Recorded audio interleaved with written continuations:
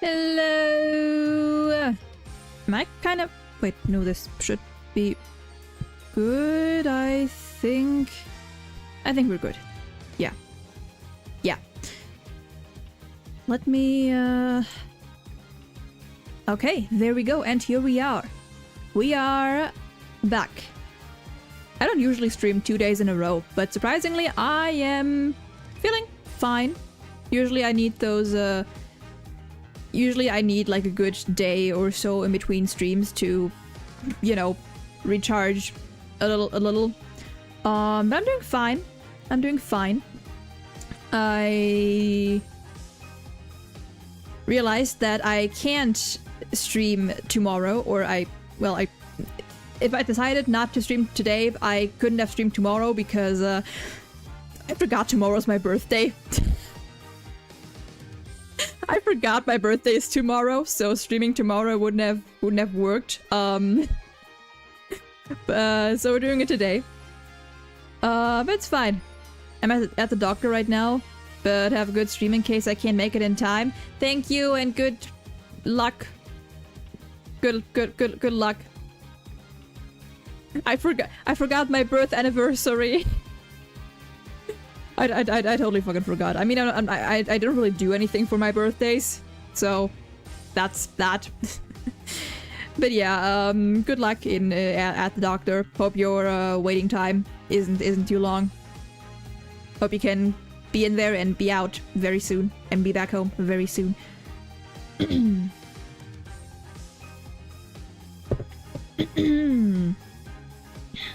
But yeah, so we are here now.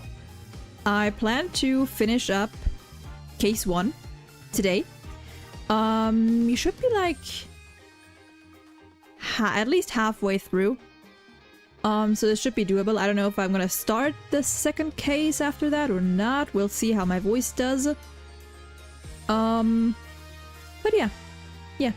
It's so hot in here, please save me. Oh no! I have the AC on right now. You can come here and have cold. It is set to 20 degrees right now, Celsius. Anyway, without further ado, let's hop right in. I realized I don't need to have my mouse here. We finished up the first part of the trial. Right. We right. Mr. Wright insisted on doing the trial, or finished doing the trial in one go. So that's what we're gonna do. This is April 20th, 12:14 p.m. District Court, courtroom number 2.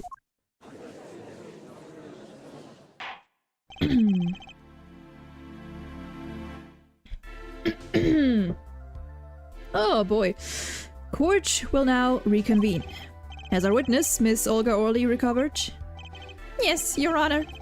Well, she's regained consciousness. Perhaps we can hear her version of the events again. That's the thing. You see, she's quite fatigued. You're looking a bit fatigued yourself, Mr. Payne. Sadly, fatigue is insufficient grounds for refusing to testify, or prosecute. The defense would like to request that Miss Orley take the stand. Very well. The witness will take the stand. Perhaps you could repeat your name and profession? Or perhaps you'd rather admit that you're a poor liar and a poorer loser. Not. Whoo! She's pretty. She's pretty. Name's Olga Orley, that's the truth. I'm a pro dealer. People call me Olga Quickfingers Orley. Okay. Oh. Oh, really? Wanted to know something else? I'm not really Russian, and my last name sounds like oh, really? There, that's the truth. I hope you're satisfied. Witness, you will tell the court what you were really up to that night. Fine, I'll talk. We had a plan, see. Let me remind you that you are currently under oath. Any further fabrications will have serious consequences. They never do. Fine. Like I said, I'm a pro. That guy Smith hired me to do what I do best. I was planted at the Borscht Bowl Club several days prior to the night of the crime. Game. And also crime. As a waitress. So you were in cahoots with the victim. Not that he needed my help. Smith is a well-known poker player in some circles. But winning wasn't the main purpose of this game. It was about destroying a legend, the unbeatable Phoenix Wright. The plan was simple. Elegant, really. You see, we set up a trap of sorts. I was to plant a card in Wright's pocket beforehand, and then deal 5 aces during one of their games. When their hands were revealed, Smith would call him out and search Wright. He would then pull out the planted card and the trap would snap shut. You swap the cards! Exposed as a cheater and losing on top of it, it would have made a great double play. Just like that, the legend would be dashed to pieces. Indeed, getting caught red-handed at cheating would cast doubt on all his prior wins. The 7-year legend destroyed by one little card. That was the plan.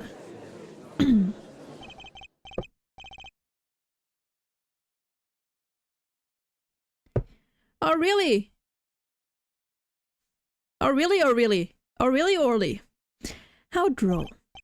But it appears you made quite the mistake. Mistake? I agree the trap was elegant. Yet what happened to that planted card? That's right. He's lucky, I'll give him that. You'd have to be to slip free from a trap laid by Olga Quickfingers Orly. Or, oh, real? I mean, wait, if it's... Oh, really? The witness would be much cuter if she dispensed with the evil mastermind shtick. Who wants to be cute? I'm not cute, I'm bad, you hear me? Bad. Said every bad person ever. When you're through being bad, perhaps you could testify to the court. Tell us about this trap and how it was sprung.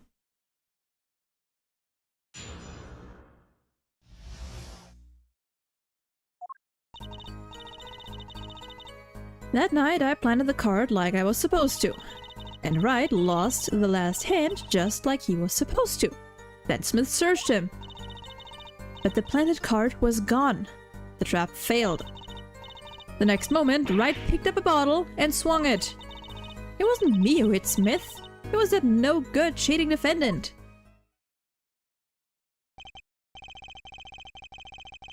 A surprisingly frank testimony that still leaves us mostly in the dark. The trap was perfect, I tell you! Perfect! If that rotten cheater hadn't messed it up. Look who's talking! Well, the testimony, for what it's worth, is all yours, Mr. Justice. With witnesses like her, who needs criminals? And with defendants like Mr. Wright, who needs prosecutors?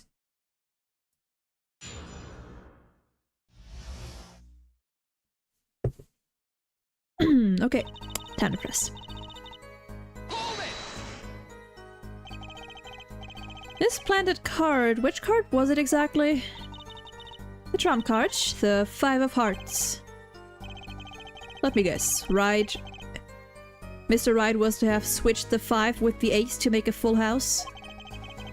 At least that's what you are going to accuse him of doing, thereby ruining his legend. I slid it into Wright's pocket. When was this? Why, before the match, of course. While he was eating. At the Borscht Bowl Club, we serve borscht. And suckers. Remind me never to go there? Of course, the card was to make its grand debut during the game. Like a good borscht, a good plot must be cooked up early and allowed to thicken.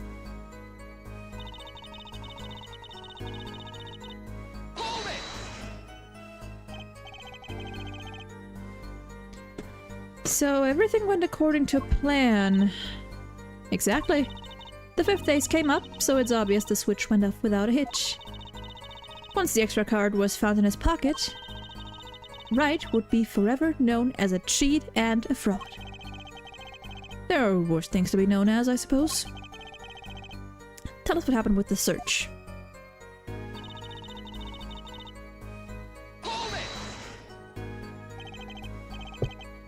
The card disappeared. Yeah, my trump card, the 5 of hearts. Gone, without a trace. Poof, Zippo. We searched every nook and cranny. Even inside his cute little hat. But the card was nowhere to be found, is that correct? Never in my long, storied career, never has Quick Fingers... I don't know if should I call it Orly or really? I'm gonna stick with Orly. Been so readily duped. Oh really? So what did happen to that 5 of hearts? Don't look at me, why don't you ask that cheating, lying, two-faced defendant? So the 5 of hearts is still missing in action.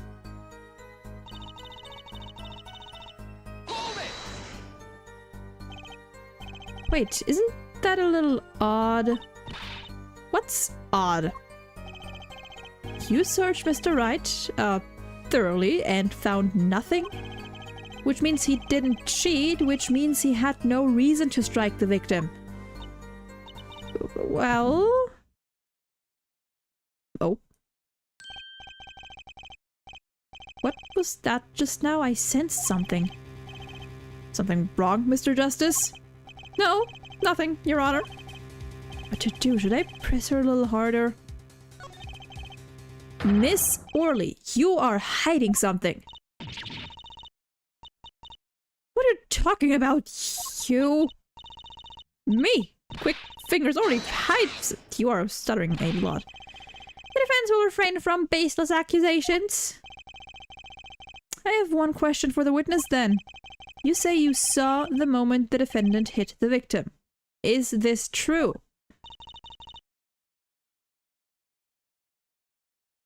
Are you getting weight recent? What kind of question is that? I mean, hi, but what kind of question is that? Huh? that is a question to come in with. Oh, she's... Oh, right, I forgot. Right, mentioned the touching the back of her neck. Right. Well, she's doing it now. You're talking about...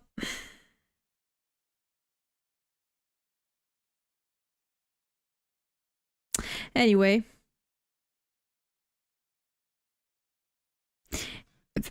Anyway. I will have you know, no. Daily Riz, don't. Just don't. Genuinely, like, don't. I'm not a fan of that kind of stuff. It's fun every now and then, but like, nah. Of course it's true. Whoops. Noted. Thank you. Appreciated. I did see it, honest. I saw it when... Right, hit him! With my own eyes, I saw it! Anyway, also FM, how you doing? I didn't ask that yet. How you doing? Hope you're doing fine today. Or tonight, whatever it is for you. What's this weird vibe I'm getting? Oh yeah, that's it. That witness, for instance, Miss Orly, she would touch the back of her neck during certain parts of her testimony. Did you notice? Touching her neck, was it? Oh, dear lord. Ooh, the music. On a holiday, just chilling at home, how you doing? I'm doing fine. I feel like... I mean, I'll find out later. I feel like streaming 2 days in a row. A game like this might have been a mistake after all, because I can already feel my voice being a little, strained, but so I'll see how far I can go today. Because there's a lot of reading in this one. But I hope I can finish up at least this case. But besides that, I'm doing fine. I'm doing fine. What's going on? This sensation. It's coming into focus. There, that twitch, it's so clear. My god, it's so fucking warm today. It's like I could perceive her habit like I couldn't before. Wait, Gotcha! Oh. Okay. Miss Orly. Perhaps you were unaware of this yourself. Unaware of what? Whenever you get to a certain part of your testimony, you touch the back of your neck with your left hand. My neck. So what? What indeed, Justice? I hadn't noticed anything of the sort. When she says that part of her testimony, she's subconsciously recalling something. Her body reacts to the memory, and she touches her neck. I'm sure of it. A memory. Would someone care to explain what he's babbling about? This is highly unusual, but let's ask the defense. You claim the witness is remembering something. Maybe you have evidence of this memory to show us. Her habit is scratching her neck whenever she talks about the moment of the crime. So, what would remind her most of the moment of the crime? Miss Orly, whenever you recall the crime that night, you scratch your neck. I've noticed it happens when you think about the moment of the crime. There must be some reason behind this habit of yours. I believe the weapon that left an inerasable impression on your neck is this. Weapon that left an...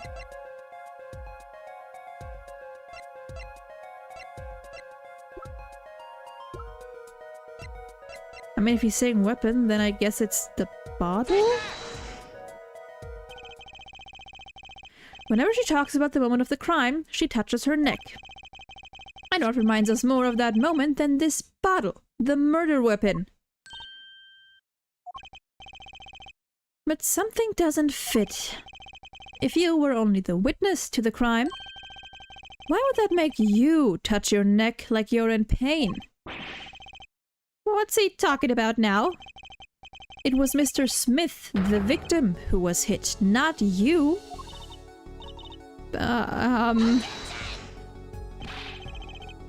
This is a cross-examination, not a cross-wild conjecture. The witness's habits, they're completely irrelevant. Justice, I'll admit I'm a bit confused myself. This is certainly a unique cross-examination. I'll explain later, just trust me. Now's our only chance to break her. Miss Orly, please testify in detail about the moment of the crime. The very moment. I am knowing nothing.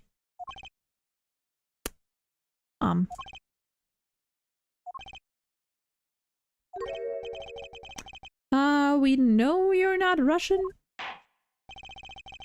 The witness will testify, please. Now.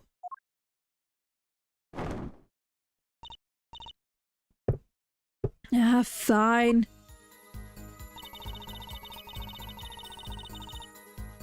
Is that it? Yep, that's it. Diddly out of my sight till the cops got there.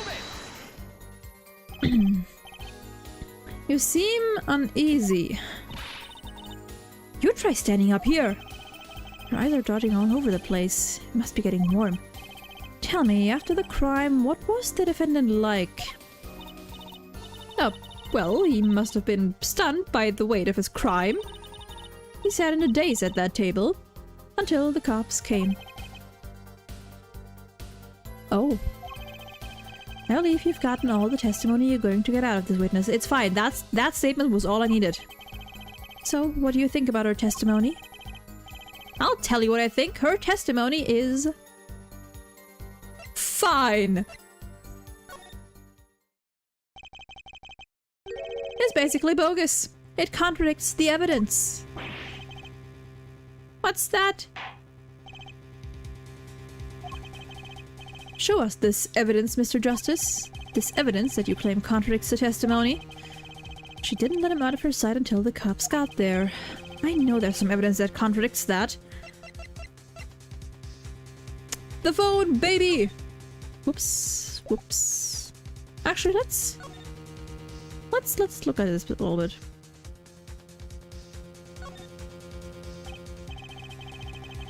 The battery's being held up with a piece of tape. You should just buy a new one. Maybe you can't afford it, or he just doesn't care. Probably both. I'm gonna be honest, probably both. Anyway, take that! Take that! Miss Orley, we have a record here that clearly contradicts what you said. It states that the police were alerted by a report from the defendant.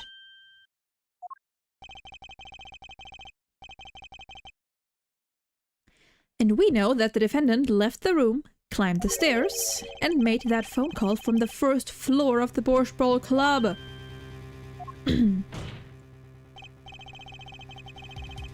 So explain how you kept your eyes on the defendant when he left the room entirely.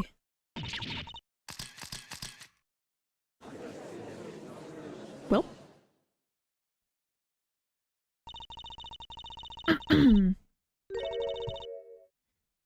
The man who picked up a bottle and swung it that night wasn't the defendant.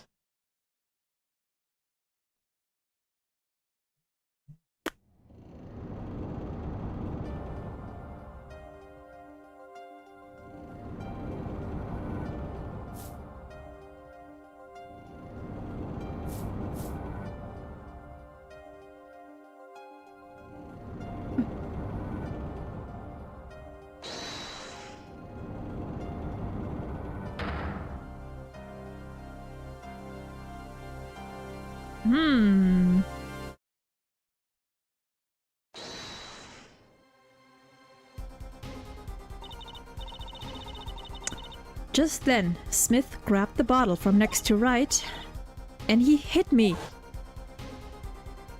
What? Huh. Some master of cheating you turned out to be. Oh. Oh! When I came to, the victim was already dead. Is that it? That's why I couldn't reveal who I really was.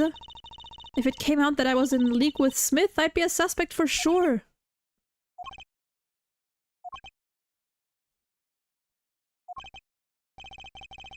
Well, where does this leave us? Madness. This is madness. I'm dreaming. It must have been me who was hit with the bottle, and I'm imagining all of this. It appears our prosecution is at his wit's end, and frankly, I can't blame him. Mr. Gavin, what do you think about this turn of events? Christoph? Mr. Gavin? Sir? I believe that, as the defense in this case, we are compelled to call Miss Orley a big, fat liar. Three were in that room the night of the murder. The defendant, the victim, and her. And she has a motive. I mean, her plot foiled, the witness got into an argument with her client, Mr. Smith. And the denouement of that argument was murder. What? I'm no killer. It's a trap. Someone's trying to frame me. And there he goes. What tangled webs we weave when we practice to deceive. Where did you fucking get that line? So tangled we catch ourselves in the process. Mr. Wright? Such a hasty conclusion. It's not like you, Christoph Gavin. What are you saying? Why not consider the other possibility? That there was another person in the room at the time of the murder. Right, like Mr. Wright was saying before recess. A single card was swapped into the victim's hand after the murder. And the one who swapped the card didn't know two colors of cards were being used. A fourth person. Ha! This theory again, your fourth person doesn't exist. Indeed. That's why I decided to bring this case to court. Here, where there's no escape and no chance for deception. The perfect place to catch the real criminal. The real criminal? And we're in luck. A clue to the real criminal's identity was kindly provided for us. And right at the beginning of the trial, no less. Apollo, perhaps you know what I'm talking about? Sorry. Remember what I said. The fourth person who swapped the cards made one critical error. He or she wasn't considering the color on the backs of the cards. Right, but how would such an obvious mistake occur? The cards used for the last game were red. Yet there is one person here in our court who thought those cards were blue. Yeah, I had that impression too, but why? Well, Apollo, think you can figure out who it was? It's not me, I swear. Who is this fourth person?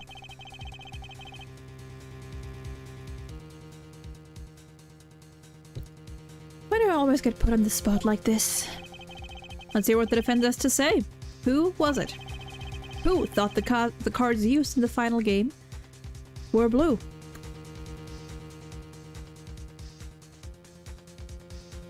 It was Shady Smith! It was Kristoff. Mr.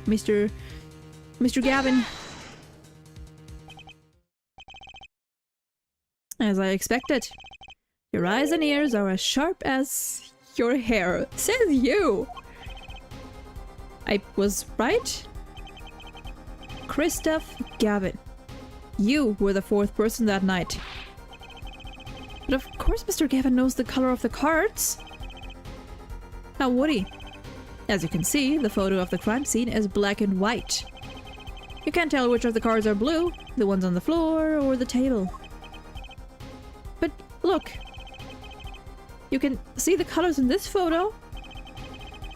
Yes, but when he said the cards were blue, it was well before this evidence came to light.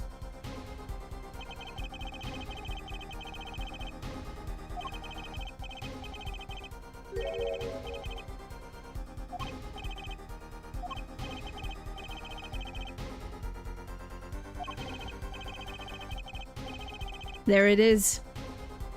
Their backs wreathed in blue flame. That's what you get for trying to be poetic. Well, Kristoff? Mr. Gavin? Mr. Gavin, is something the matter? No, nothing. Excuse me, it was just so sudden. He stuttered. Right, you aren't seriously accusing me, are you? Oh, Kristoff? You know even I'd never take a joke this far.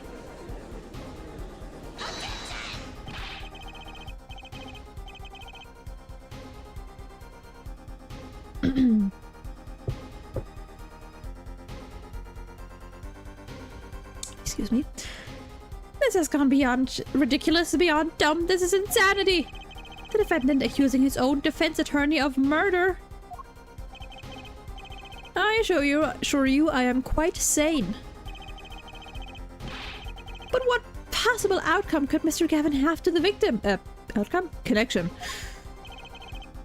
I wasn't aware that I had a connection to Mr. Smith either.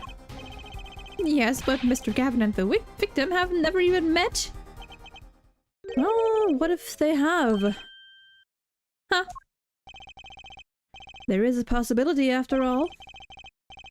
They may have met that night before the game started. What are you saying? Suggesting? Is this the truth Mr. Wright was staying silent about?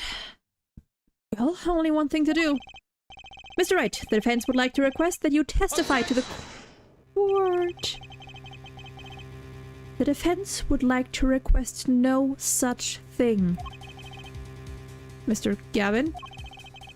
Testimonies must relate to the case. How could anything happening before that game of poker be related? I'm not sure I follow, Mr. Gavin. As I explained before, the defense believes that Miss Orley... Am I to assume you speak for Mr. Justice in this? He is the defense, not you. Mr. Justice, the matter of Mr. Wright's testimony is up to you. Oh. Okay. Oh.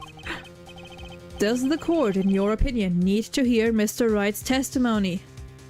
Fuck yeah, we do!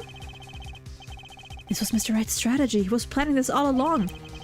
And I intend to see it through. The defense would like to request that Mr. Wright testify to the court. It too, Justice. You would betray me, your teacher. I'm sorry, Mr. Gavin. This isn't about loyalty. This is about the truth. Listen, dude, I mean, hey. If he was innocent, what would it matter? You know? Very well, the defendant, Mr. Wright, will take the stand, please.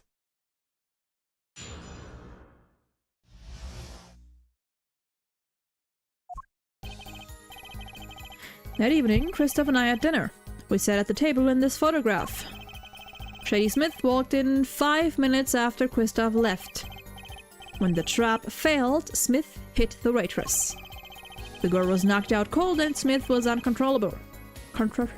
Uncontrollable. I left to call the police. When I returned, he was dead, blood streaming from a cut on his forehead. That's when I made another phone call. To defense attorney Gavin.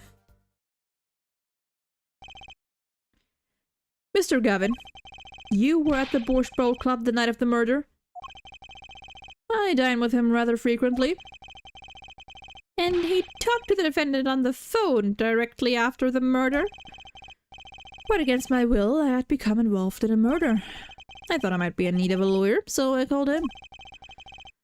You were planning this all along, weren't you, Wright? Just because you wanted to drag me into your little murder trial. The only thing I want is the truth. As I did back then, and now. Oh, dogs are barking outside. I thought my office was doing you a favor when we took on your defense. It appears that I was wrong. Very well, the defense may cross-examine the witness. Justice. Sir? He's lying and you're going to expose him. Understood, sir? Mr. Gavin versus Mr. Wright. This can't end well. Why can't I have a normal trial?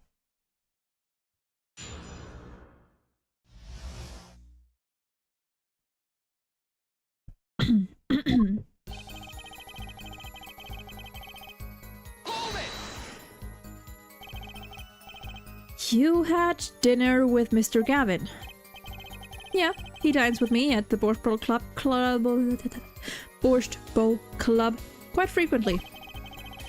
We were enjoying a usual dinner at our usual spot. As usual.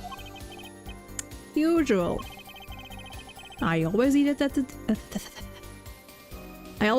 the table closest to the piano. I see. Where Mr. Smith was sitting. So the plates and such on the table were from your dinner? Indeed. The remnants of my meal with Kristoff. We dined for 2 hours, then Kristoff left. After that... 1 second, I'm gonna go get myself some more water.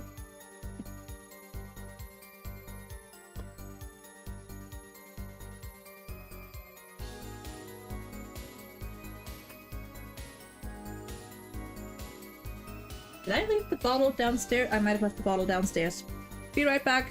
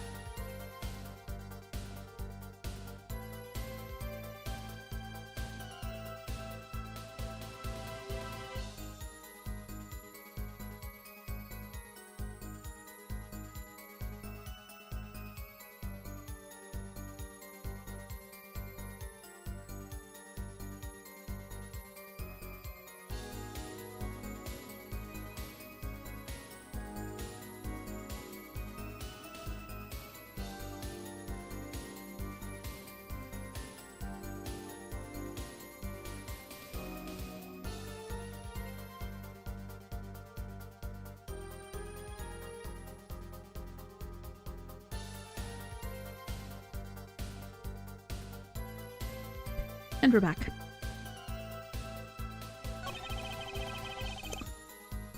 Wait, no.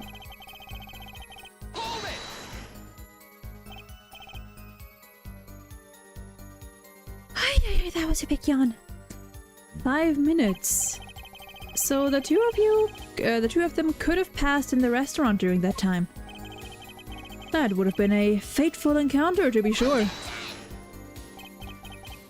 Oh, Mr. Wright, what was it you said? Christoph Gavin and Shady Smith may have met? Oh, I believe I did say that. Here I was all nervous about this meeting. And now we hear they've just passed in the hall. That does seem a little weak as a pretense for murder. No, it would be, if that were all that really happened. Come on, Mr. Wright. What are you hiding this time? Oh, there we go. About this failed trap. Is this the same trap that Miss Olga Orley mentioned? The plan was simple. Elegant, really. You see, we set up a trap of sorts. Yeah, we just had that.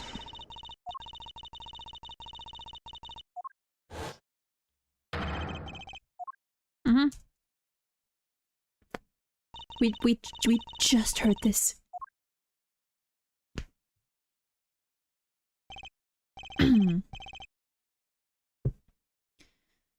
Yes, a harmless prank in essence.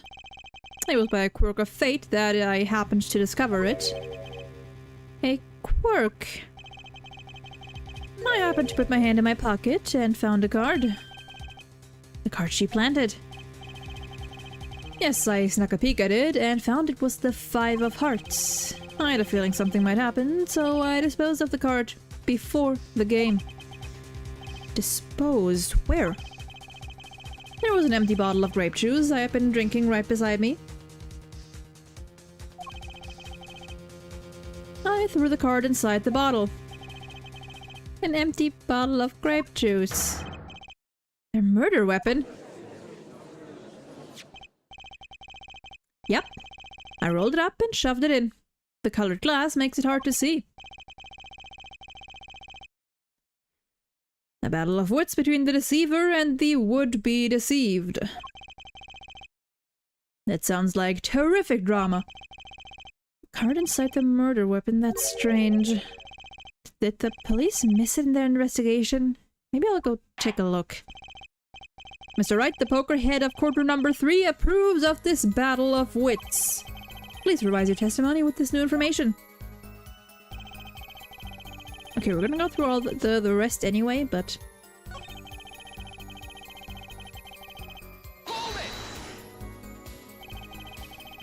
You made the call to the police from the first floor of the restaurant, correct? Exactly. Cell phones don't get a signal down in the hideout. Was anyone else on the first floor at that time? Not a soul. It was the middle of the night after all. So there, in the darkened restaurant, I called the cops. After making the call, I returned to the hideout. Didn't seem right to leave the injured waitress alone.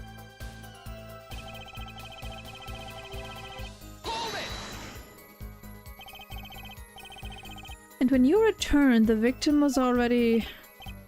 dead. Yes. I'll admit I was a little startled when I walked in. A little. He was bleeding from his forehead after all. I guess I'd be startled too if I walked in on a scene like that.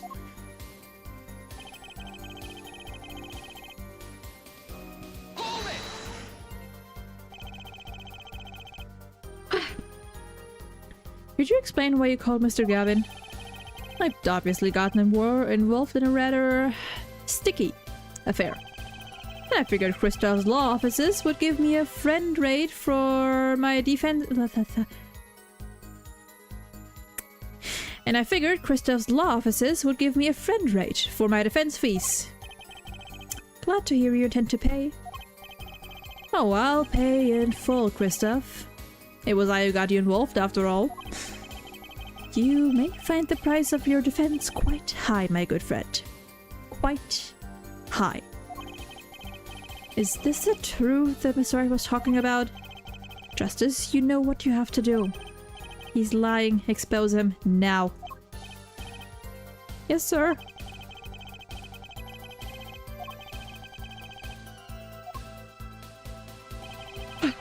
Okay, yeah. So, what we point out is this right here. And let's take a look. Let's take a look here. And wouldn't you know it? There is nothing. A whole lot of nothing.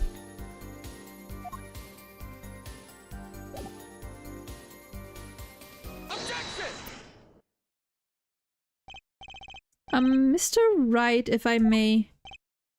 Yes? I've examined the bottle and I don't see a card in there. Huh? No? What, Mr. Wright? Surely isn't all you have to say for yourself? I can't say that I know what happened to the card. I did put it in that bottle, however. Huh?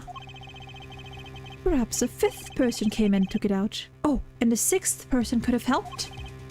Mr. Gavin, Mr. Wright is your client. My apologies, Your Honor. I won't have you disparaging our investigation either. We looked inside that bottle, there was nothing. So what's going on? Is Mr. Wright hoodwinking us again? Or did the card just disappear? In any case, please continue the cross-examination. I'm afraid decisive contradictions call for decisive evidence. Oh. Push him harder, Justice. Break him. It's just you and the witness in the ring. Go for the KO. Why do I get the feeling we're not on our client's side anymore?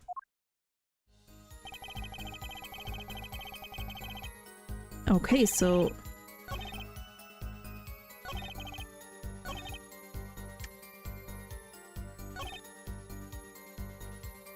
okay, so there has to be something else.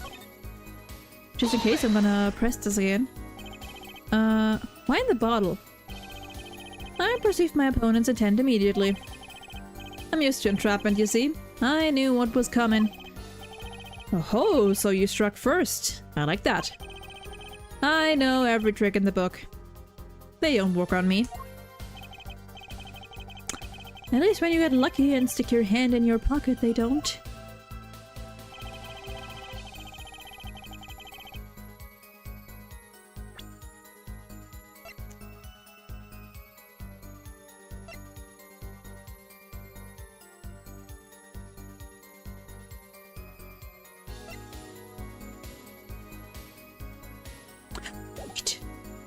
Wait.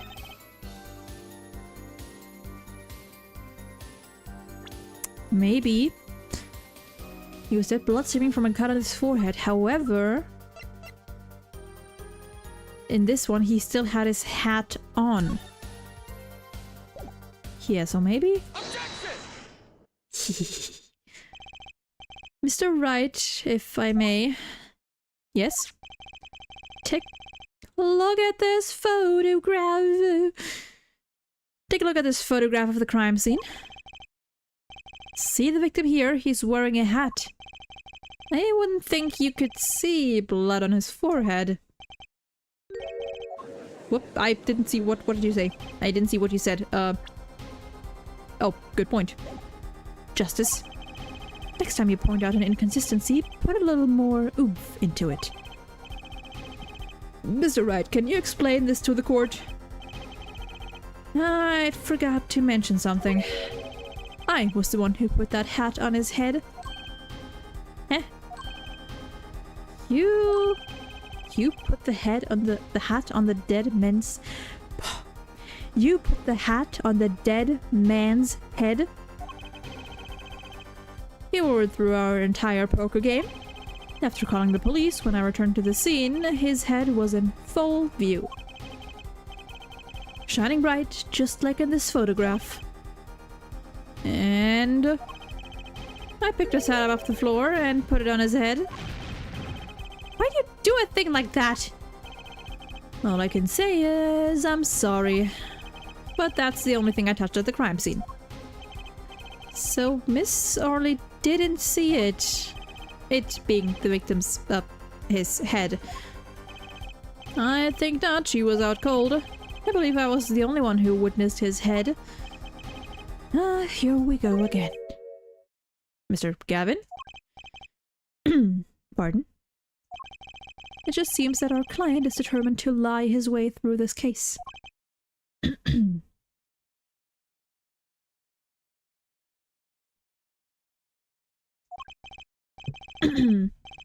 He's still our client, isn't he? I believe that's enough of that. Mr. Gavin? This witness's testimony is more like a travesty. It's riddled with lies. I'm beginning to see how you came to lose your attorney's badge 7 years ago. Well, you certainly have a unique way of treating your clients, Kristoff. I never knew. I believe it was you who threw the first stone. Mr. Wright, if you ever intend to tell the truth of this case, it's now or never. Don't be misled. I haven't told a single lie here. Oh boy. When I noticed the trap, I put the card in the bottle to dispose of it. And when I put the hat on the victim's head, let's just say I had a reason for doing that as well. A reason. That reason is right here. Your cell phone. That night, recall that I spoke with defense attorney Gavin after calling the police. Just in case, I recorded our conversation. What's this? Now that we're all here, I see no reason why I shouldn't play it back for the court.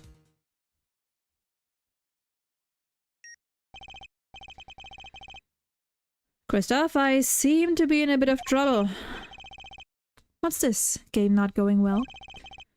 Something like that. That gentleman who challenged you, he turned out to be good? He turned out to be dead? Someone hit him. Hard. You mean someone cracked that flawless bone china pate? Pate? Pate? I'm assuming. It wasn't you, was it? Me? Please. The cops should be here any minute. I'm in your hands, should it come to that.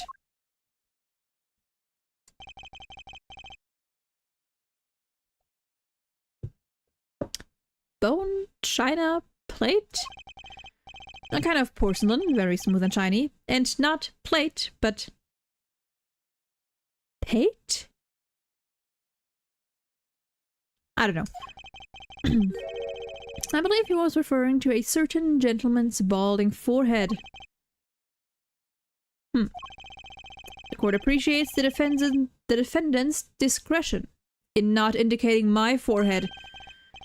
Wait a second, something's not right about that phone call. So after Mr. Gavin ate dinner with you, he left the Borscht Ball Club. Most certainly. Then how did he know?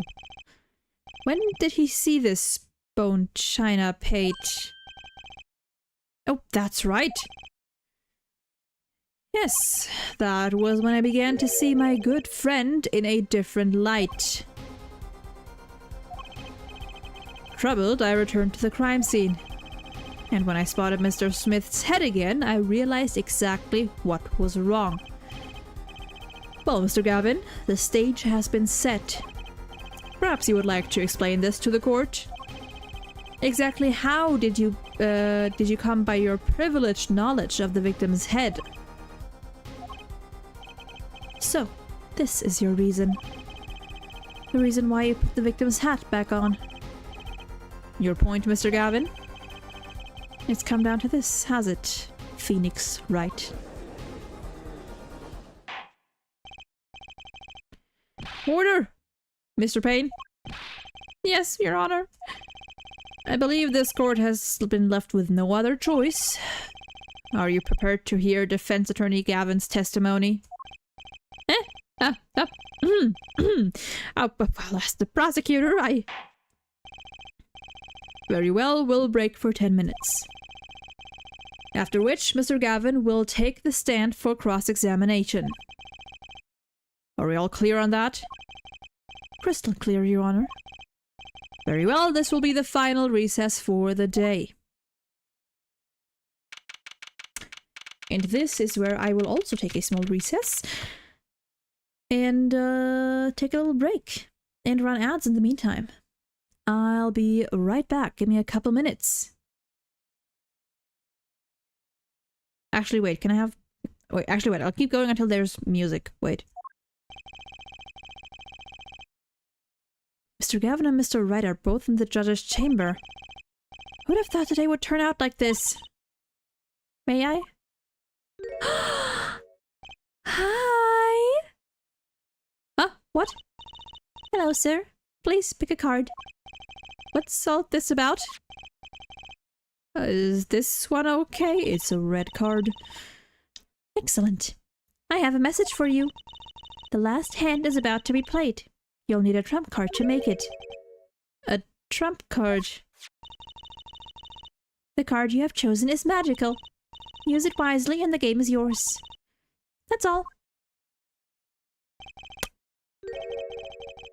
An ace. Where do I remember that card from?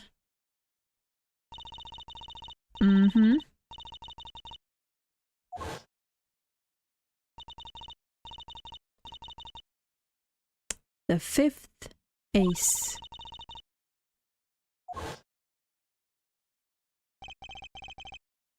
The missing fifth ace. Wait, this splotch of red. Is this blood?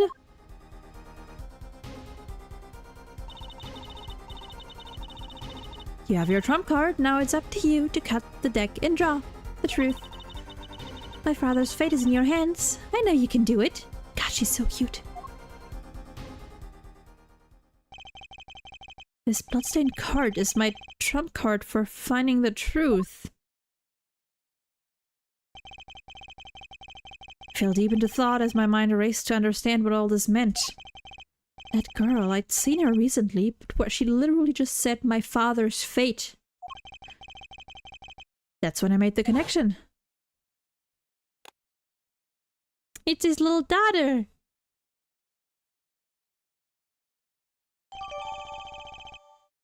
Bloody ace!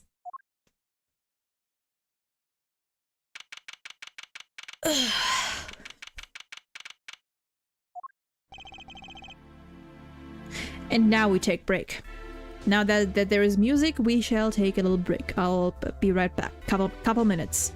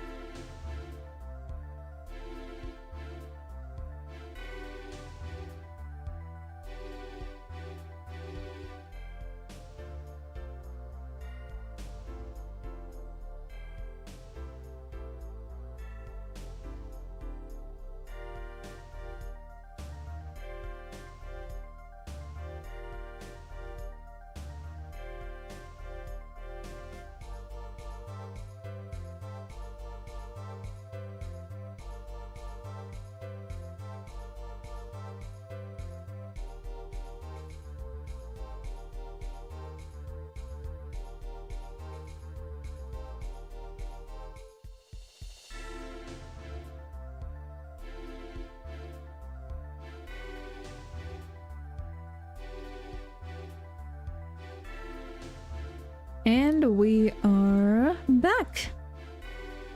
We are so back. We should be nearing the end of this case. I feel like we've got another hour at most. I'll definitely be able to finish this case today, and then that'll be it for the stream then. I feel like I really can't do streams that are longer than like 2 or 2.5 hours at most for a game like this where I'm reading all the time. Let's see. Court will now reconvene. There we go.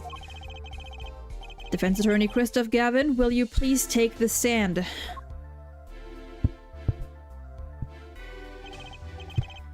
Now then, if you would, Mr. Payne. Yes, Your Honor.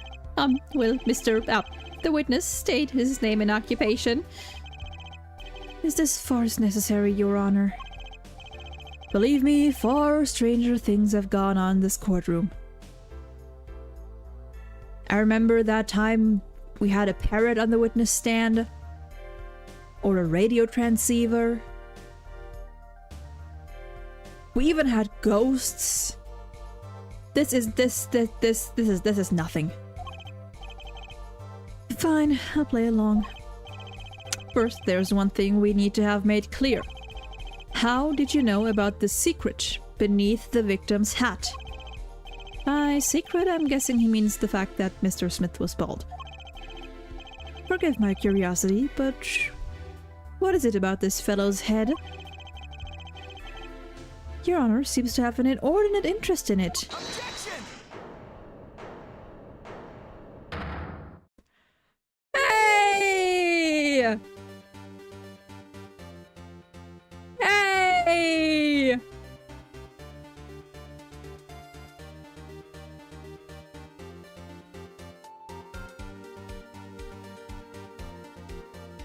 I wouldn't call it inordinate, Mr. Gavin. Mr. Wright? What do you think you're doing, Wright? Wow, things sure look different from the other side. Know what I mean, Apollo? Speaking of looking from the other side, let's consider something for a second. The victim wore that hat all night, never once taking it off except for that one time. That one time being the instant he was hit. Ow, speaking of hit, my head, side of my head also hurt.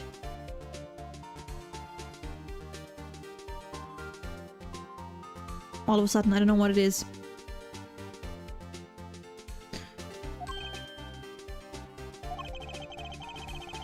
When Mr. Wright returned from reporting the crime, the hat was lying on the floor. Mr. Wright picked it up and placed it on the victim's head. In other words, in order to have seen Mr. Smith's bald head, you would have had to have been there in the hideout at the time of the crime. In other words, I must be the real killer. Is that what you're trying to say? I don't like that smile. I don't like get that smirk off your face, mister.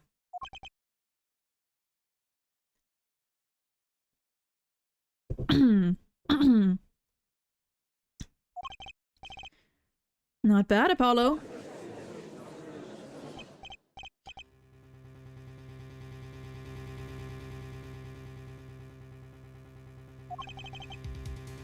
Mr. Gavin? I'm afraid I haven't been entirely honest with the court.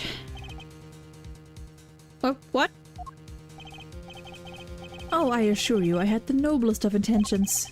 I did it all to protect my client, Mr. Wright. Huh? Yet, I'm afraid in the current situation, I see little reason to hide anything. Very well, allow me to tell you the truth of what happened that night. Finally, you may begin your testimony. Tell us, how were you involved in the events of that fateful night?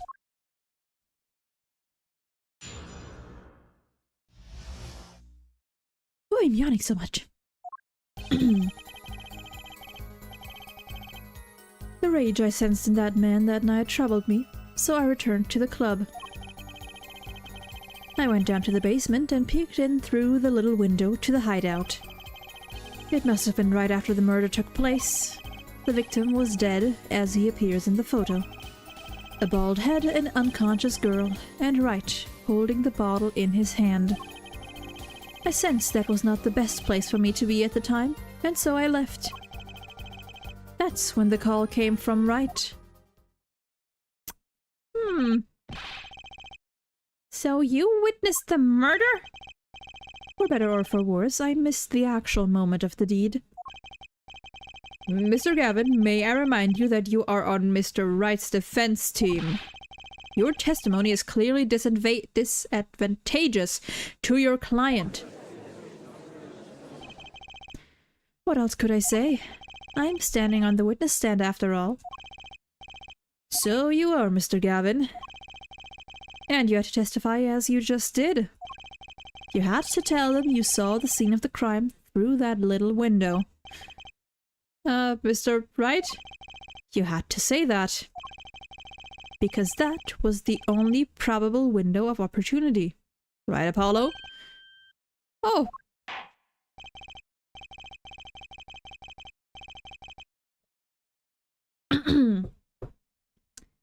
Mr. Wright, the defense should do the cross-examination, not the defendant. I mean, technically, he's cross-examined people as the defendant too. When he did, like, both. Mr. Justice, are you prepared? Yes, Your Honor. I can't believe I'm going up against Mr. Gavin. This trial is getting weirder and weirder.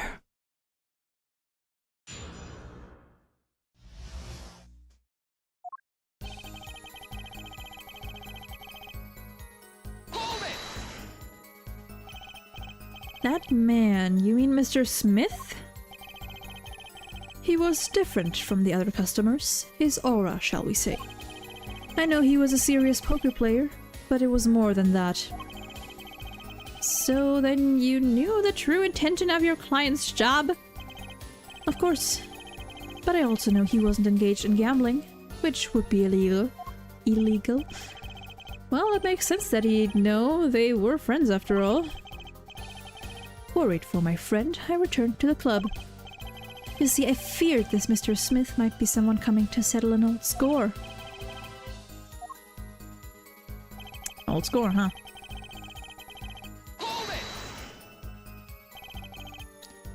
The little window. You mean the one used to keep watch up the stairs? Yes, a relic of the ancient past. The black marketeers used it, I believe. Why did you go through the trouble of peeking in through the window? Wouldn't it have been easier to just open the door and go into the room? I didn't want to upset Wright, you see. Upset Mr. Wright? Yes, what if my fears had been unfounded? I'd be walking in on their match. Bad form, to say the least. I'm sorry? I don't know about you, but if I look through a window and I see a man sitting on a chair, bleeding from his forehead, clearly at the very least unconscious, and another man allegedly standing there with a bottle in his hand, what about that is unfounded? What kind of match is that?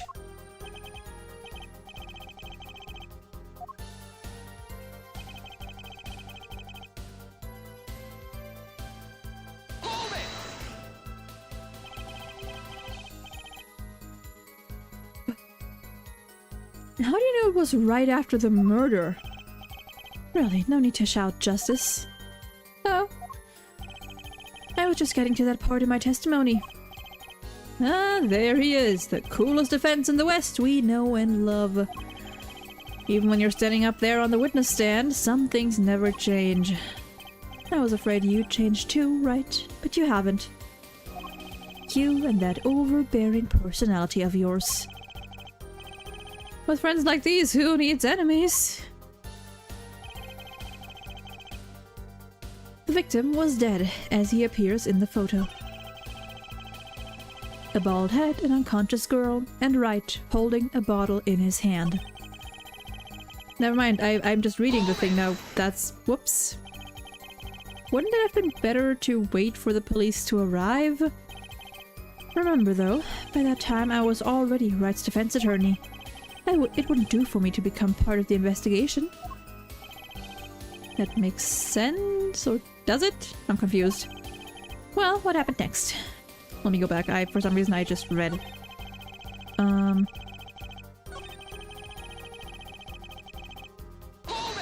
think from here on. Those were the only 3 at the scene of the crime. Yes, as far as I saw at least. And we're back where we started. The killer was the defendant, Phoenix Wright. Who else could it have been? But why didn't you talk to the police? 2 reasons. First, I didn't actually witness the very moment of the crime. Second, my office was asked to defend Wright. Even after seeing what I had seen, I couldn't abandon my friend. Objection! There must have been someone else there at the moment of the crime. Justice, I just said I saw no one. Not a soul. But that goes against what Mr. Wright said. Ah yes, this mysterious 4th person. Who would conveniently be the real killer, I suppose. Glad to see we agree, Mr. Gavin. Let me pose a question then. Tell me, what possible reason did the real killer have to swap cards in the victim's hand? Perhaps you can show us a reason why such a thing would be necessary. How can I show something I can't find myself? Remember, Apollo? The card that was swapped out was the 5th ace. Right. Well, Mr. Justice, the question of why the killer would swap out the card has been raised. Can you point to a reason? I sure... Wait. I sure can.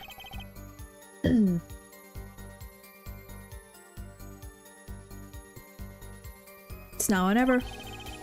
The defense would like to present evidence to the court. Evidence showing the reason why a card was swapped out.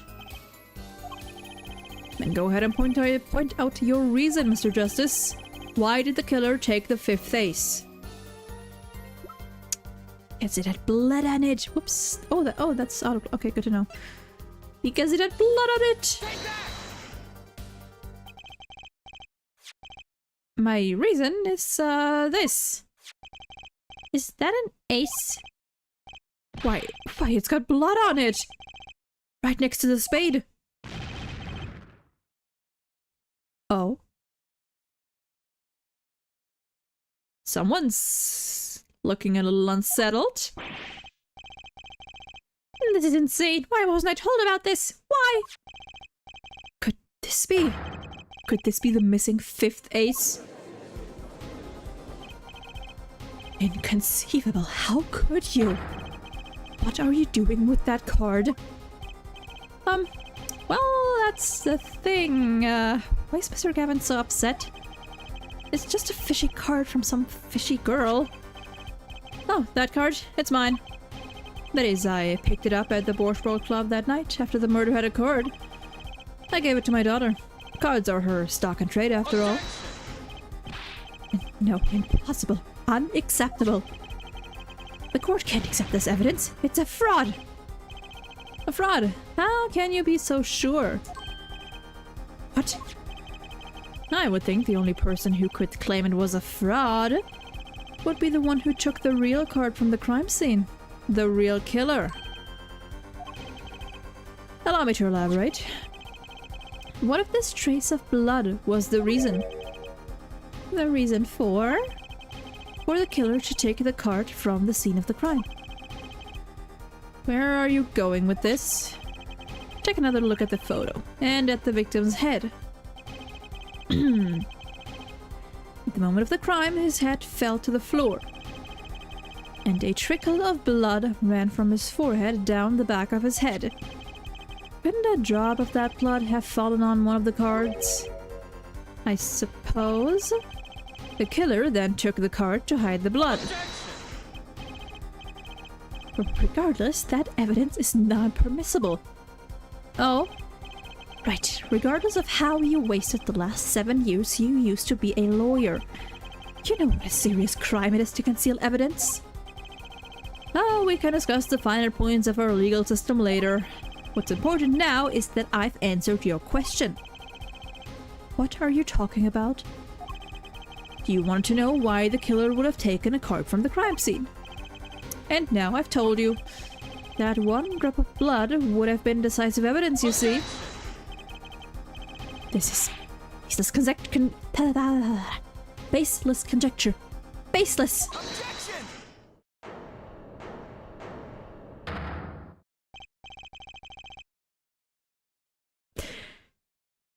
He's so back. We're so back. Oh, I assure you, it's quite based. Fucking love this. I fucking love this. Wait, can I? Wait. Wait, can I? Hold on. Why can I not? It won't let me take a screen. God damn it. It's fine. I love this shot. I have this saved. I have the old version of this saved. On my laptop because it's fucking gold. It is beautiful. I assure you, it's quite based. What? It's amazing, really. How a single drop of blood on a single card can lead us to the truth. It's quite simple. Well, Apollo? Yes? Try picturing the scene of the crime in your head.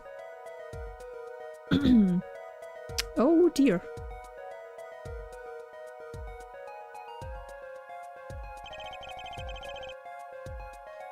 The murder took place in the hideout.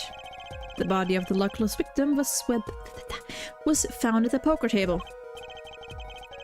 And before the killer swapped a card out, there was a single card with a drop of blood on it in the victim's hand. Given this, there is one decisive problem with this scene. Well, what is it? Let's keep it simple, shall we? Given that there was a drop of blood on the card, whose position in this diagram doesn't fit? Wait. The victims, the killers, the witnesses, the second witnesses.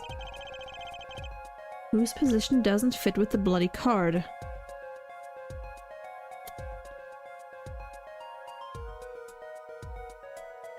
Huh.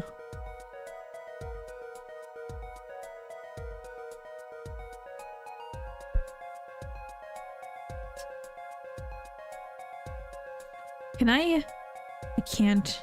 Okay. Who's... Don't think it's the witness.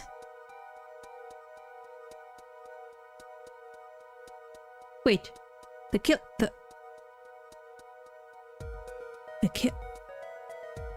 maybe the killer? But wait. It's a... I'm thinking the killer or the second witness. I'm like struggling to form a reasoning here. I'm gonna go with the killer.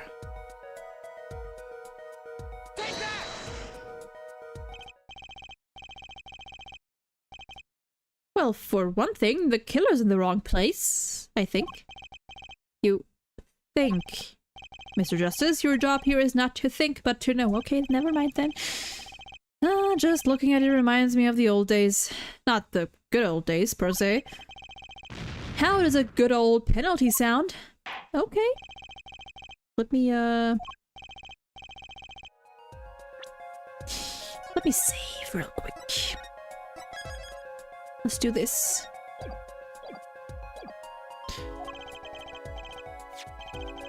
Okay, in that case... Wait.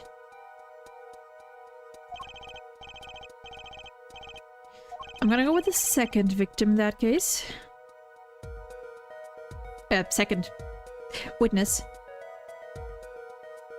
God, I almost... There we go. The second witness's position is the problem.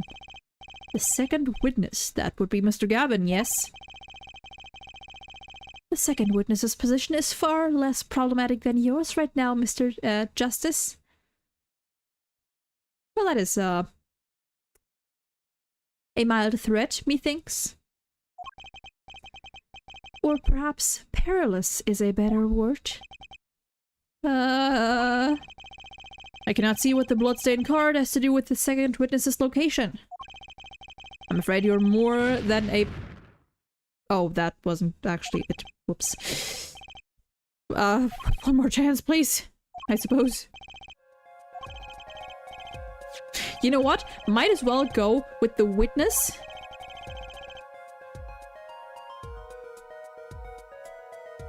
Might as well go with the witness just so we have it all out of the way, get all the funny dialogue, I guess. And then we can just, like, reload. Might as well.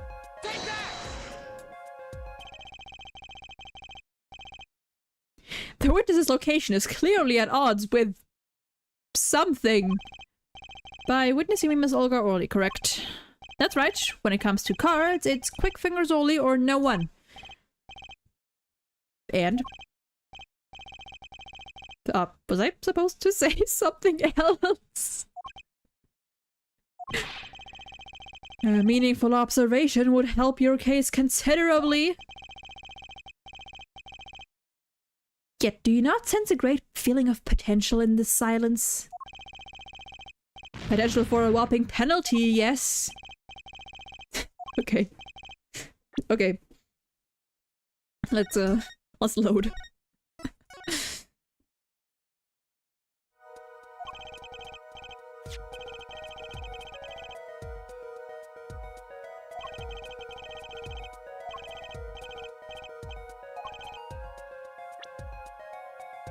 It is the victims.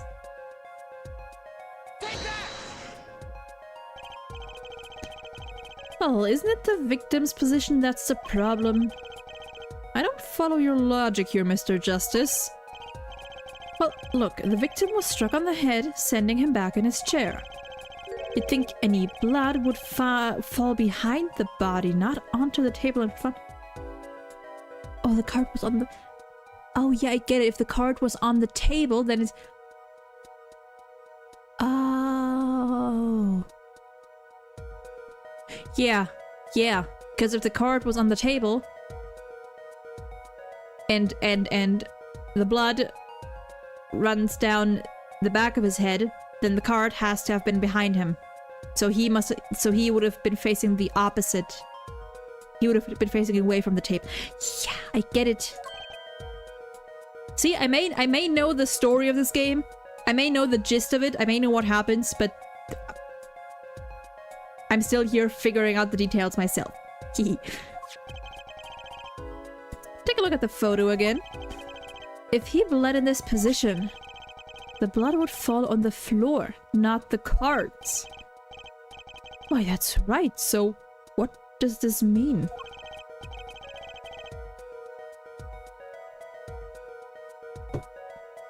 Incidentally, we were sitting in swivel chairs. Swivel? I think it's swivel. Swivel chairs? Oh man.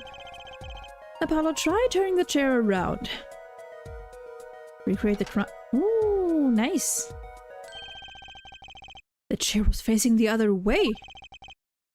It would have to be.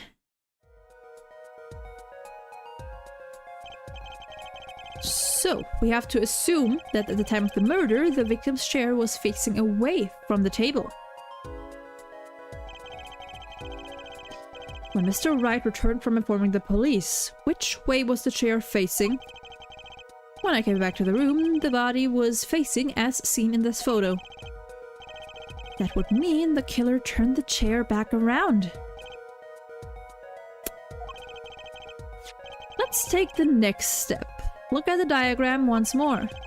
We know now that the victim was facing away from the table at the time of the murder. But this creates another significant contradiction. Again, let's test your reasoning skills again, shall we?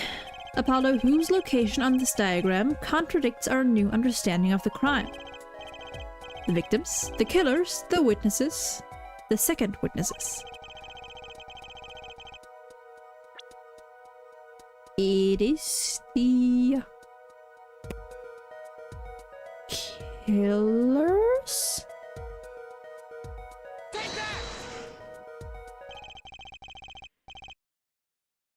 The victim was struck from the front, correct? Indeed. Well, wouldn't it be hard for the killer to hit him from the front, sitting where his indicator currently is? I think it'd be quite hard, yeah. Yes, but what you're saying makes no sense. Why would the victim suddenly turn to face the wall in the middle of a game? I believe a sufficient reason will soon come to light. What? There's something in this diagram that makes far less sense, actually. Look again at the diagram. If the victim was struck while he was sitting as shown here, where would his assailant be standing? Try marking it. But there's no room to put a mark where the killer should be. Don't worry, let's think this through and see what we find. We know the victim was facing towards the wall at the time of the crime. That's the only thing we know for sure. Try to forget about everything else. Where would the killer have to be standing to strike our victim? In front of him, I would assume. Which would be like here. The killer had to be standing, well, here. You get points for flair, but that's about all you get. I thought I was onto something there too. I hardly need to point out that standing here would be impossible. The victim is facing a solid cupboard. Or are you claiming the killer climbed the cupboard and hit him from above? Ha! It's simple logic, really. If this was the only place the killer could have been standing, then that means that at the very moment of the crime... Wait, I know! At the moment of the crime, the cupboard wasn't there. I mean, that's the only explanation, right, Mr. Gavin? My man's been silent. Your Honor, I have a suggestion for the defense. We should arrange to examine the cupboard in the hideout immediately. Bailiff, send a team to the crime scene immediately. Have them try to move the cupboard. Your Honor. There's one more thing your men should look for. Please give this to the bailiff. Yes, I see. You do belong in the courtroom after all, Mr. Wright. I do my best.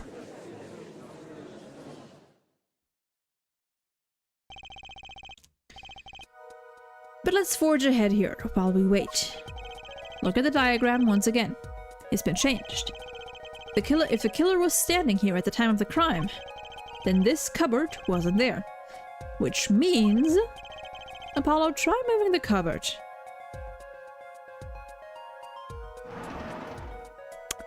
And it covers up the window. Thank you. As you can see, the cupboard was the problem. At the time of the murder, it has to have been as shown here. Now everything is in place to reconstruct the moment of the crime. Oh my! What's this? What is it now? Look at the diagram of the crime scene once more. It appears we found yet another contradiction. What I believe to be the final contradiction, in fact. Huh? Oh, dang! Notice something, Apollo? Our line of deduction is rapidly approaching its logical conclusion. Now then, Mr. Justice, please point to the new contradicting indicator. Is it the victim, the killer, the witness, the second witness? It is the second witness, Your Honor. Because he could not have seen jack shit. About this cupboard, are we all okay with assuming it was moved? Sure, why not? Well, if it was, something really doesn't fit. The cupboard would completely cover up the window to the stairs. That's right, someone standing outside the window wouldn't be able to see in. Someone like Mr. Gavin. What did you say? Oh, he's the coolest defense in the West, losing his cool. Don't expect me to play along with your little game, right? It's only a game until someone gets killed, Mr. Gavin. And someone was, while the window to that room was blocked by a cupboard. So, Mr. Gavin, perhaps you'd like to explain to the court? Exactly where did you witness the crime scene from? My man's about to lose it. Excuse me, Your Honor. Order? This is a court of law and I will have order. We just now received a word from our investigative team by the Board of Lab.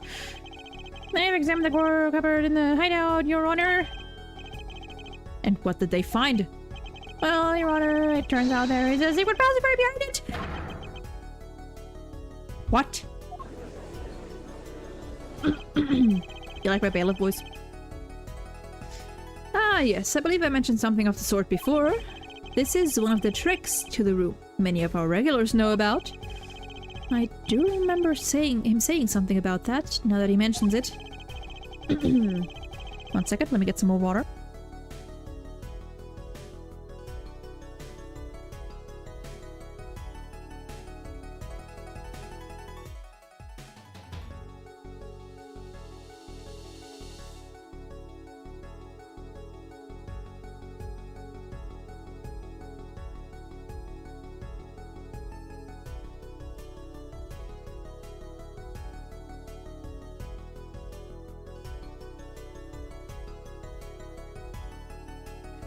A secret passage is a handy thing to have when you're engaged in illegal goings-on. Never know when you might need to duck away from the eyes of the law. So the room has a secret passage. Where does it go? The other side connects to the restaurant above. The underworld bosses could get away from the cops and enjoy a cold bowl of borscht, no doubt. Just like our killer.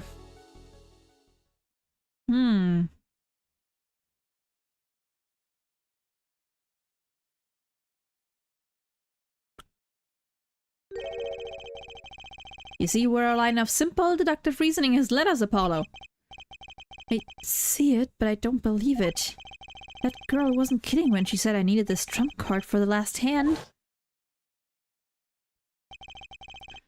At the time of the murder, the window was blocked and the victim's hat off his head for the few minutes between Mr. Smith's murder and Mr. Wright's return from calling the cops. In other words, the only place anyone could have seen the victim's bald head was from inside the hideout. Well, Mr. Gavin, come on, say something.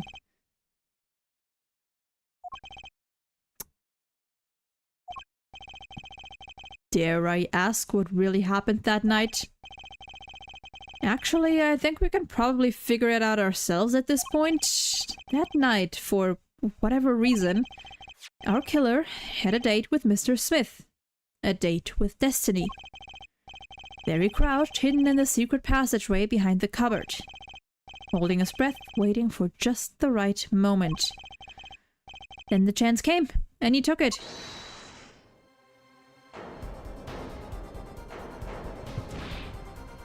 Eek! Why did you do that? Wait here, I'll get help.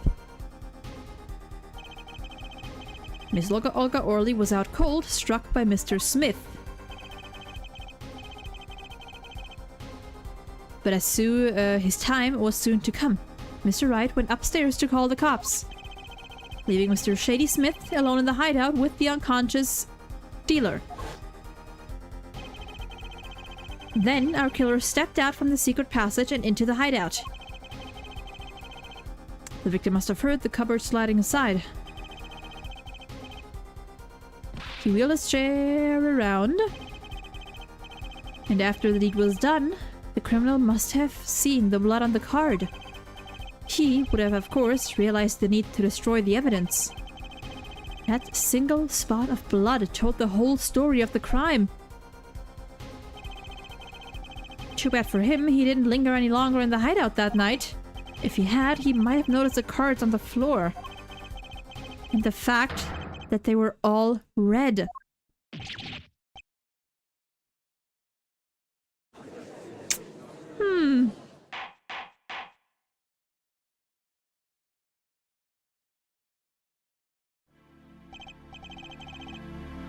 Well, it seems this trial has taken yet another turn. I'm truly sorry I had to see this day come, Mr. Gavin. Mr. Gavin? Mr. Payne? Yes, Your Honor.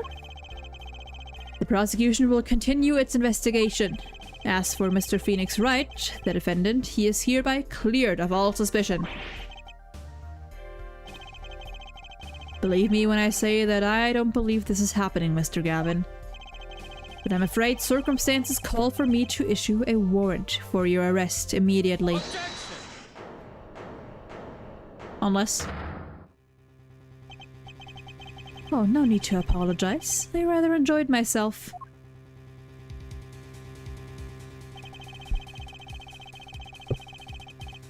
It's not every day you get to witness a legendary attorney's dirty tactics firsthand. Your point, Mr. Gavin? Frankly, Your Honor, I'm shocked that a person of your caliber would be taken in by such a low-grade parlor trick. Excuse me? The defendant is cleared of all suspicion. This is hardly the time for jokes, Your Honor. Mr. Wright hasn't proven anyone's guilt or innocence here. What he has done is use illegal evidence to put the blame on someone else. And not just anyone else, but me, his own defense attorney. Illegal evidence? Let me ask you, Mr. Gavin. Is there still any reason at present to suspect me of wrongdoing? Of course. This bottle, for instance. The bottle of grape juice Mr. Wright was drinking.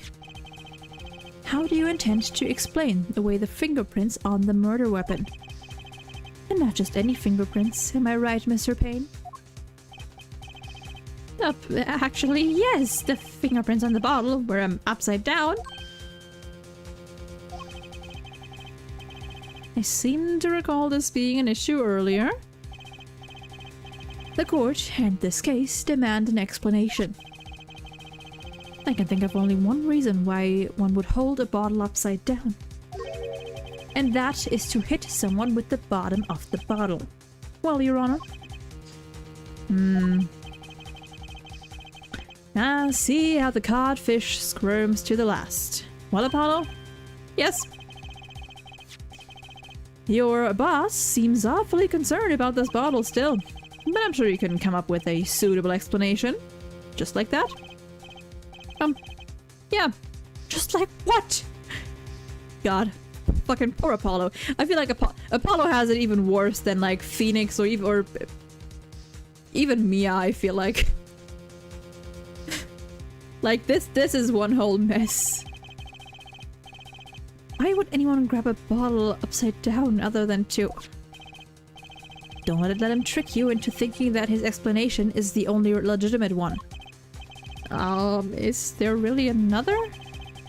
Take another look at the court record. I believe you'll find a simple answer there, in plain sight. How about you just say the answer in plain words? It would be hasty to deliver a verdict with unanswered questions indeed. Well, Mr. Justice, Mr. Gavin said that the court and this case demand an explanation. Don't worry, justice won't leave. Justice won't leave until justice is done. I love Apollo. I love it. Perhaps the defense would care to enlighten the court. What evidence do you have to explain why the fingerprints on the bottle are upside down? I know that if I had not If I didn't know if I didn't already know the answer to this, this might have taken me a while to figure out. But it is. You look at this photograph.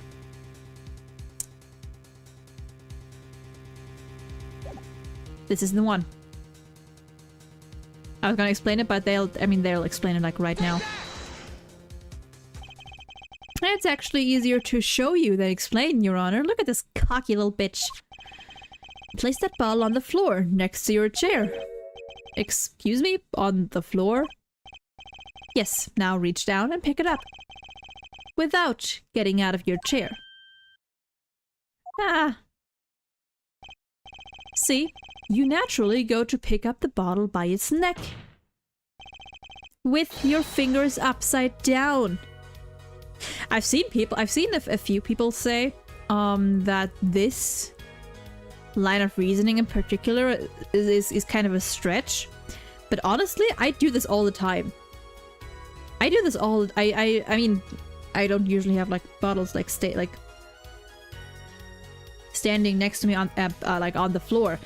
But anytime I did, like, you know, like when I was in school or something and I had my bottle like on the ground next to me, I always picked it up like that. You know, so it's fair.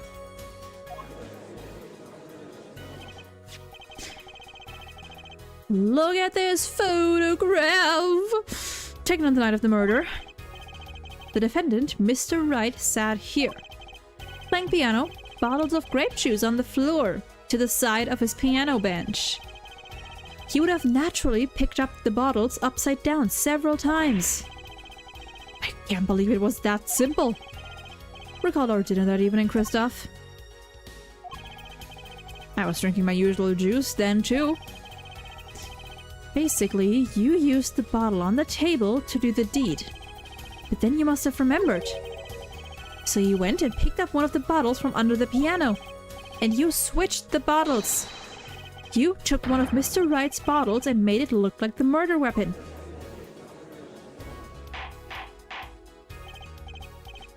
Order? What do you have to say to these charges, Mr. Gavin? He is not swayed. Fascinating. So this is the legendary attorney's famed tactic of misdirection. What? You claim that I switched the bottle. Where is your proof? Proof? Well, that's, as I thought, more baseless conjecture. I'm afraid your bottle of proof is quite empty. Nuh-uh! I wouldn't be so sure about that. Your Honor, when you initiated the investigation of the hideout earlier, do you recall I requested an additional investigation? Yes, I have your memo about that right here. Retrieve the bottles from under the piano at the Borscht Ball Club. And here is one of the bottles in question. What, are you going to dust that for fingerprints too? I would be surprised if any were on that but his. Mr. Gavin probably wouldn't make such a novice mistake, true. It would be kind of funny if he was, honestly. That bottle won't bear a trace of anything. Say, Apollo? Yes? Why don't you go ahead and examine that bottle? But why? Just humor me. Wow, that is... I don't know why that his serious expression kind of throws me off. Mr. Wright, that bottle will solve this case once and for all. What? That's some bottle. Let's see. Uh-huh. What do we have here? There's something inside the bottle.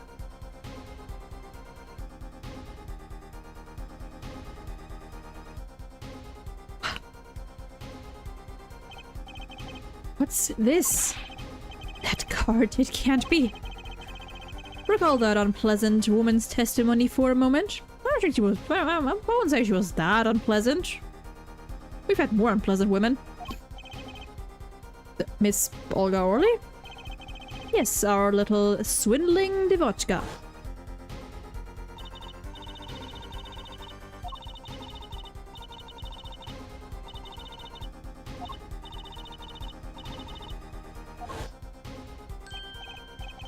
Wait, this isn't...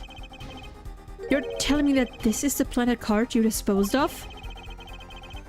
The one you mentioned in this piece of testimony. I happened to put my hand in my pocket and found a card.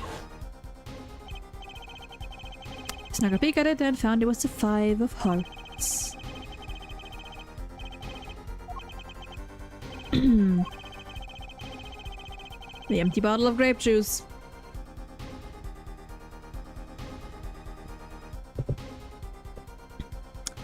So Kristoff took that bottle, put it in the crate, snatched another one that Phoenix had picked up, and put it down on the table.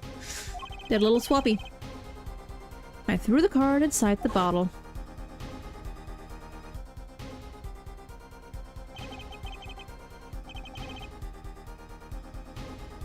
The 5 of Hearts. This is the card. The bottles were swapped. And the only one who could have done that was the 4th person in the club that night. You, Mr. Kristoff Gavin. Oh, Gee, what the... My guy got psychic powers. My guy learned telekinesis. Is that the one? Yes, I think that's the one. That is all. Well, is this your idea of revenge, Phoenix Wright? Revenge? Revenge for the events that took away your attorney's badge 7 years ago? My past is like my logic. Straight and true. That is a whole lot of bullshit. Your logic is literally all over the place. But sure. Sure. Nothing's changed. All I did was point the finger of justice in the proper direction. Ah! Fine. I'm glad we could have this little tete-a-tete, right? This is insane! What about me? Don't I get to prosecute anyone? I think I can just go, you know? Just go. I believe this time we finally come to the end of our trial. Mr. Payne, do you have a report for us on Kristoff Gavin? He's admitted everything. We're processing his arrest now. I see. Still, one has to wonder why he would do such a thing. He didn't even have a connection to the victim, did he? None that we know of. Mr. Wright, have you anything to add? I'm afraid I can't shed any more light on the matter. About this victim, Mr. Shady Smith. His occupation was listed as traveler. An odd profession to be sure, and that's all we know about him. I'll arrange a follow-up investigation, Your Honor. Good. Mr. Wright? Yes? 7 years, and you still haven't lost your touch. Kristoff Gavin was a man with much significance for me, both as a friend and a lawyer. He was extremely talented, to be sure. I needed 2 things before I could confront him. The first was a place where no injustice would be tolerated, this courtroom. The second was a man who would tolerate no injustice. In other words, a defense attorney. You, Apollo. Me? This is a dark time for our legal system. A twisting of justice, brought on by our very own initial trial system. We have to set it right. Our work lies ahead of us. And I, for one, am looking forward to it. That's such a cute fucking sprite. Look at him! Look at him! He's so cute! He's such a silly man! Well, this seems like a good time to announce a verdict. This court finds the defendant, Mr. Phoenix Wright.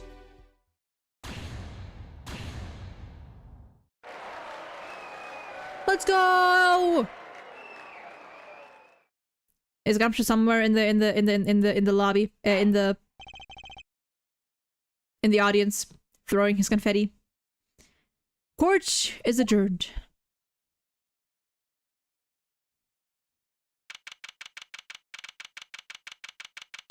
(4:28 p.m.) Thanks, Apollo. You came through just like I thought you would. I'm pretty sure I didn't do a thing in there. It was you who cornered Mr. the killer. Couldn't have done it by myself. You sensed it too today, didn't you? Your ability. Ability? Yes, a sensitivity I lack. You'll come to understand it soon enough. Wait, I wonder if he means... that part right there.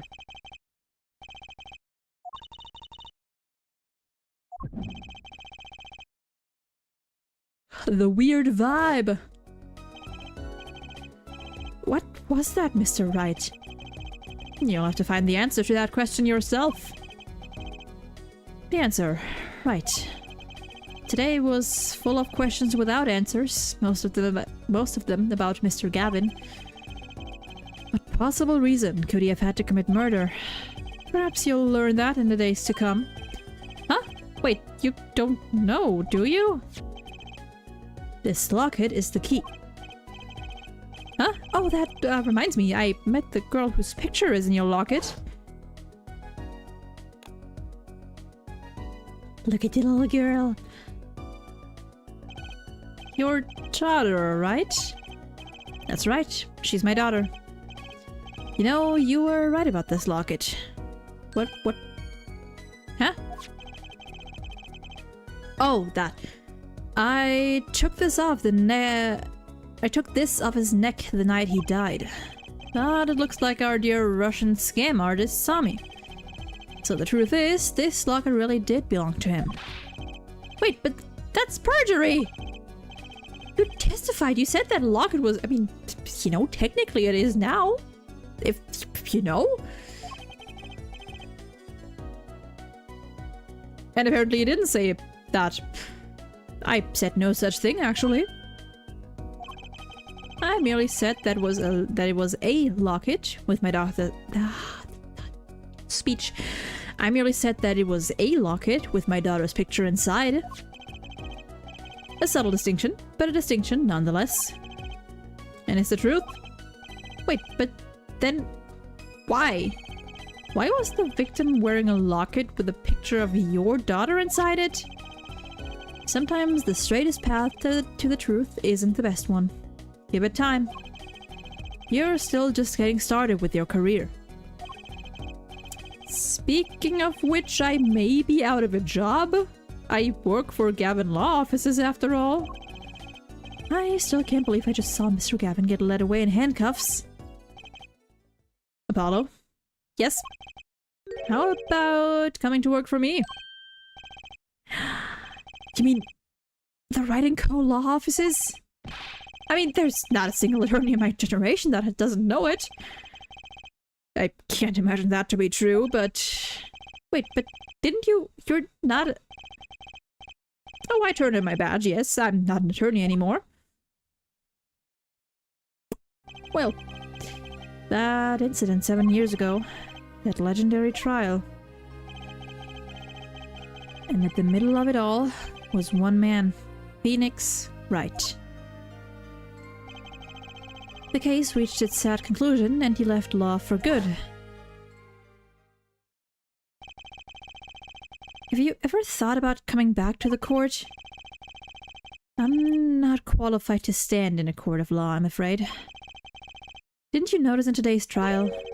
There was a single piece of forged evidence. Forged evidence? What are you talking about? I'm talking about evidence that shouldn't have existed. A naughty magician's trick. One piece of evidence struck me as odd, it's true. It just seemed, well, too perfect. I'll bet this was the forged evidence. I mean... it... Should it not... Wait. Did they... Wait. Did they say that Gavin actually got rid of it? That he, like, actually got rid of the card? In which case, yeah, this card should not be there.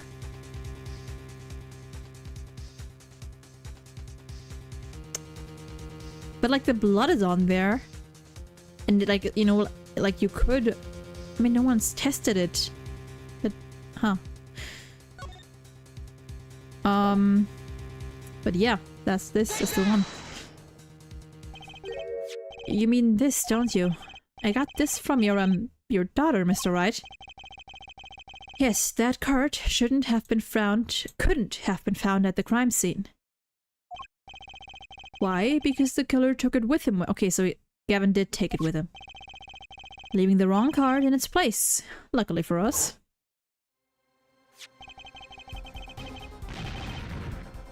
Right, that's how he knew.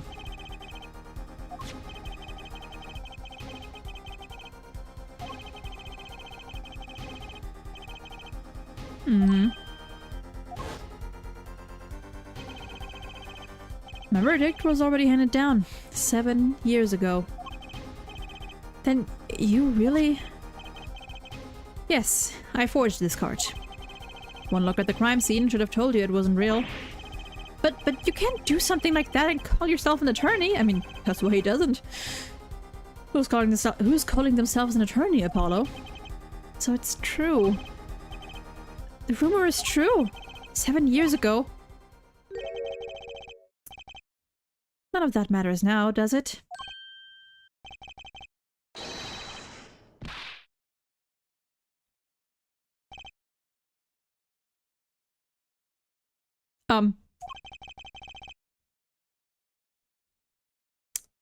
I punched him.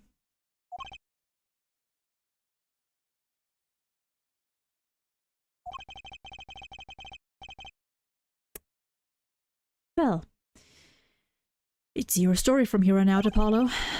Perhaps I can help you turn the next page. My office's address. Drop in if you like. Mr. Wright. Oh, about your uppercut... Try yelling, take that, next time. I find it packs a little more punch. And Apollo, thanks for a day. I had a good time. He looks much younger with that last sprite. And with that, Mr. Wright walked out the door. And that's how my first trial ended. A lot of mysteries went unsolved. And at the time, I had no idea they were all related. Every mystery that day connected by a single thread of logic. I'd find that out soon enough. My name is Apollo Justice, attorney at law, and this is how my story begins. End. But you can't see it. End. Save your current progress? Hell yeah.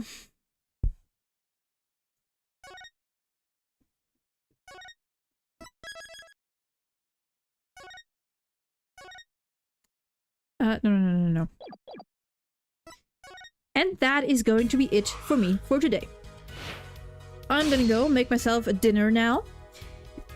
And I'm surprised my voice held out this long. I am very surprised by that. But yeah, next stream is gonna be on Saturday, probably, or probably Saturday. I think I'm gonna take these 2 days off now. But yeah, next stream Saturday, either or. We might continue P4G, or we might just start the second case of this one. We'll see. But anyway, I'm gonna and yeah, stay safe, take care, do all the self-care stuff, have a lovely day or night or whatever it is for you, and goodbye.